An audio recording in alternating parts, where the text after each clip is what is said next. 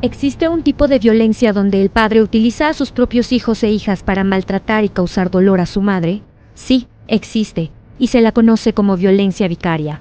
Se manifiesta de diferentes maneras, pero entre las más comunes se encuentran las amenazas de llevarse a los niños, quitarle la custodia, maltratarlos e incluso matarlos.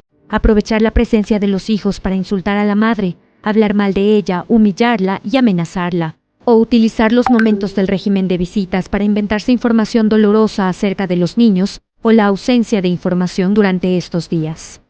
Con la llegada de Daniel Noboa a la presidencia de la República, Ecuador conoció el caso de Gabriela Goldbaum, ex esposa del primer mandatario, quien en reiteradas ocasiones ha denunciado persecución judicial y hostigamiento hacia ella, hacia su hija y su familia por parte de Noboa.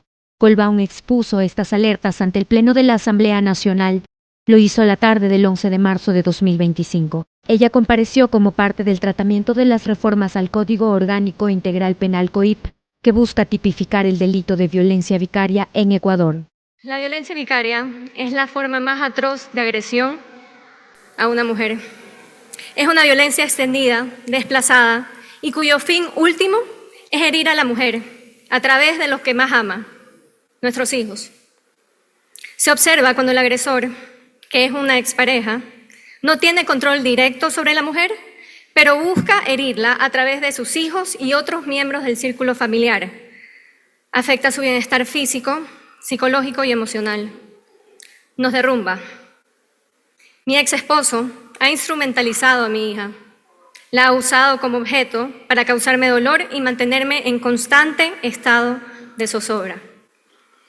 No solo a mi pequeña hija, también a mi padre, a mi hermano y a todas las personas que me han apoyado y defendido. Este tipo de comportamiento es lo que se define como violencia vicaria, una forma de abuso cruel y devastador. Te quiebra por dentro, te destruye, te hace sentir culpable de ver sufrir a tus seres queridos. Es padecer una guerra. La violencia vicaria es muerte en vida. Comenzó en 2019, cuando decidí separarme de él. Estaba embarazada de 6 meses. Lo que pensaba que sería un proceso doloroso, pero necesario, se transformó en una pesadilla. No solo comenzó a atacar mi integridad emocional, sino que, a través de terceros, pretendió obtener información médica de mi ginecólogo. Este tercero, hoy, forma parte de su listado de asambleístas. Mi padre también fue víctima de su acoso al ser acusado por algo tan absurdo que la denuncia fue desechada.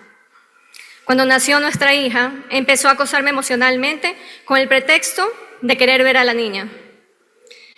Los pedidos se volvieron cada vez más complejos, como pretender que yo se la entregue a su abuela paterna para que ella la lleve a Nueva York a verlo cruzar la meta de una maratón. Mi hija tenía apenas 6 meses de edad. Ante mi negativa a cumplir con sus múltiples deseos, su tono se volvió más agresivo y luego se convirtió en una retahíla de demandas en mi contra y en contra de mi familia. Ya sumo 42 y contando. Recibí una demanda por régimen de visitas, donde el régimen de visitas provisional era fuera de proporción para una bebé recién nacida. Luego llegó la demanda de divorcio, después 9 denuncias penales.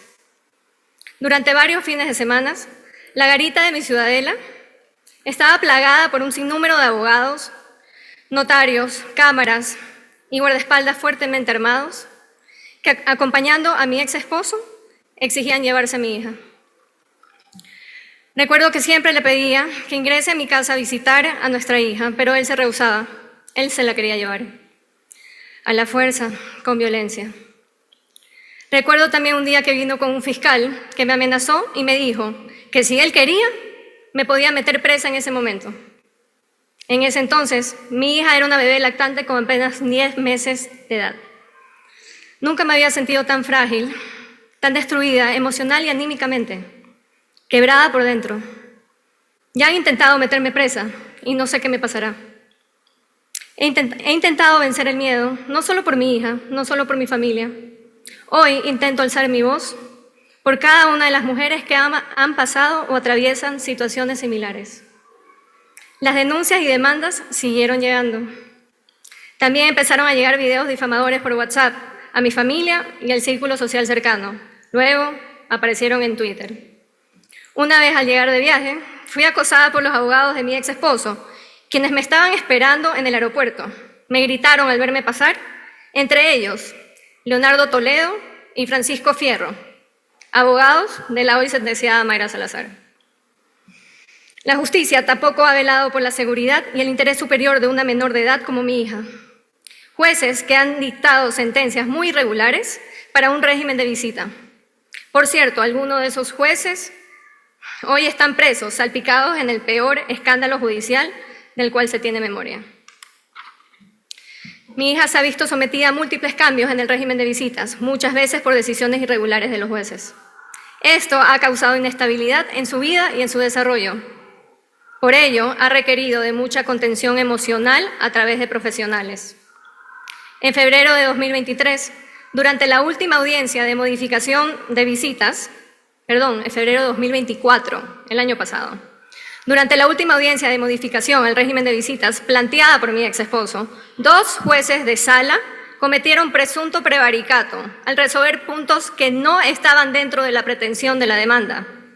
Al notificarme la sentencia por escrito, cometieron una supuesta falsedad ideológica, al añadir puntos adicionales que no fueron resueltos en la audiencia oral, es decir, cambiaron la sentencia. Uno de estos jueces, que fue el ponente, es cónyuge de una abogada de mi ex esposo, quien lo patrocinó en una denuncia contra mi padre por un tema relacionado a mi hija. Hoy es juez de una sala de lo civil, el otro juez de una sala de lo penal. Mi ex esposo envió a mi residencia a su actual esposa, junto a su abogada, una notaria, la INAPEN, y los militares fuertemente armados con metralletas para hacer cumplir esta orden judicial. Se querían llevar una vez más por la fuerza a mi hija, pero esta vez usando todo el aparataje y el poder del Estado. Me negué a que se lleven a mi hija hasta que los jueces aclaren por qué habían cambiado ilegalmente la sentencia. Por eso, el padre de mi hija ordenó que se retire la seguridad militar que le había asignado desde noviembre de 2023. Así es, el padre ordenó retirar la seguridad de su hija. Mi hija ha sido expuesta en redes sociales por su padre y su actual esposa y en medios públicos. A pesar de que existe una orden judicial desde el 2020 que establece que su imagen solo puede ser publicada en las redes sociales privadas de la madre, del padre, de los abuelos paternos y los abuelos maternos. En la actualidad, su imagen circula por todos lados y encima no tiene seguridad. En su último cumpleaños no la pude ver, pero la vi en redes sociales de la esposa de su padre y en varios periódicos nacionales que publicaron noticias tituladas «La hija del presidente celebró su cumpleaños número 5». He llegado al punto de tener que exigir públicamente que me devuelvan a mi hija, cuando mi ex esposo se fue de viaje y se negó a traerla de regreso a nuestra casa. Ese fin de semana que coincidió con su viaje era el Día de la Madre. Muchos dicen, ¿por qué hago este reclamo ahora? ¿Por qué justo en este tiempo? ¿Existe acaso un tiempo ideal y perfecto para una madre que ama infinitamente al ser que trajo al mundo? Cualquier momento será vital para reclamar por el bienestar de su hijo o hija. Yo llevo reclamando ya 6 años. 6 años. Los procesos no los escogí ni los activé yo.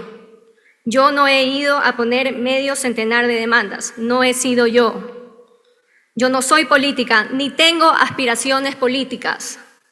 Solo quiero que el pésimo enemigo me deje en paz. Quiero que mi hija esté rodeada de libertad, amor y sin decenas de policías tratando de llevársela. Los abogados que han llevado estas 42 demandas y denuncias en mi contra y en contra de mi familia han sido parte del círculo de poder de mi ex esposo. Entre ellos, la ex ministra del Interior, el ex presidente del Consejo de la Judicatura, el actual ministro de Salud y el abogado Fernando Yávar, quien hoy representa a mi ex esposo en la designación de los nuevos miembros de la Corte Constitucional. Desde mi separación he sido objeto de una persecución judicial que busca ahogarme emocional, económica y jurídicamente. Mi ex esposo ha presentado 3 incidentes al régimen de visitas, una demanda por tenencia compartida, figura legal que no existe en la legislación ecuatoriana.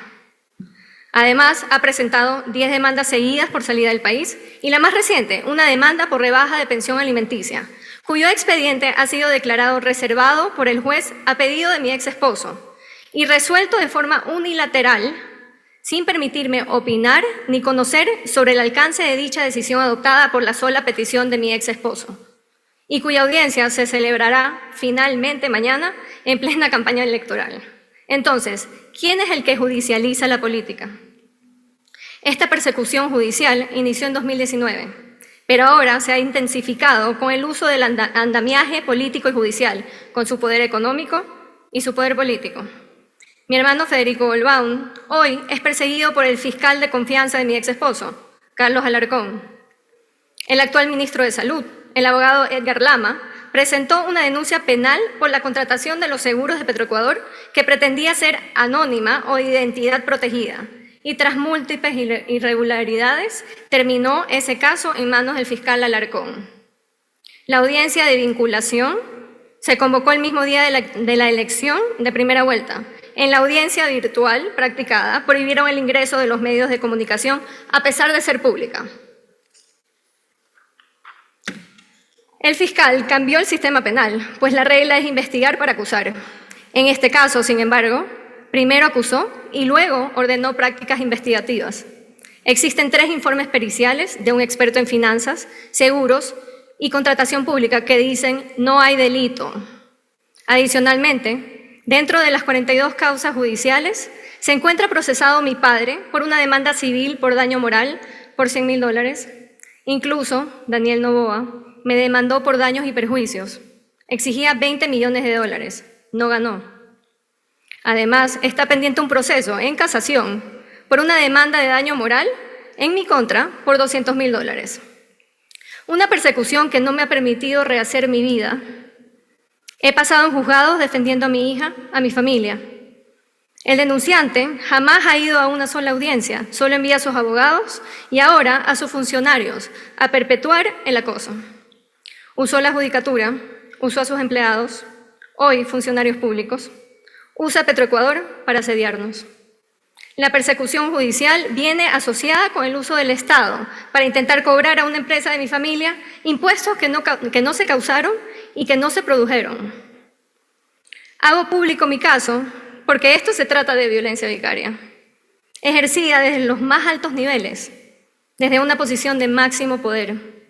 Se trata de aquella violencia en la que el agresor no solo daña directamente a su pareja o expareja, sino que usa a los hijos, la justicia y el poder económico para ejercer control y venganza.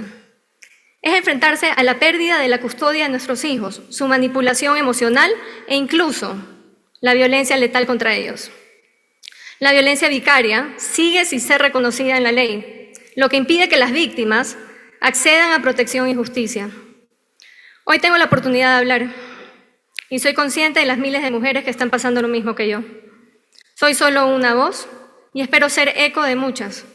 Me he reunido con grupos y organizaciones de mujeres de todo el Ecuador, muchas que estaban presentes en esta asamblea el día de hoy. Hoy tomo más fuerza que nunca porque no quiero que me arrebaten a mi hija. Hoy espero ser una voz que alienta a otras mujeres. La violentada es mi hija, somos mi hija y yo. Pensar que agrediendo a una madre no se dañan a los hijos es lo más absurdo del planeta. Se violentan los derechos de mi hija a diario, se han violentado mis derechos y siempre con el miedo que intenten apresarme. Hoy todas las mujeres debemos estar juntas, siempre juntas, para no permitir nunca más ninguna agresión. Para que este proyecto de ley se tramite y se tipifique la violencia vicaria. Por eso estoy aquí hoy, dando mi testimonio de vida, con todos los peligros que eso representa. Por nuestros hijos e hijas haremos lo que sea necesario. Por nuestros hijos e hijas, la vida entera. La expareja del presidente de la República detalló que son 42 demandas judiciales que el mandatario ha presentado en su contra. Los abogados que han llevado dichas demandas, comenta, han sido parte del círculo de poder de Daniel Noboa. Entre ellos, según Goldbaum, están la exministra del Interior, Mónica Palencia, el expresidente del Consejo de la Judicatura, el actual ministro de Salud, Edgar Lama, y el abogado Fernando Llávar, delegado de Noboa para la comisión que llevó adelante la renovación parcial de la Corte Constitucional. Para Radio Pichincha, Evelyn Caiza.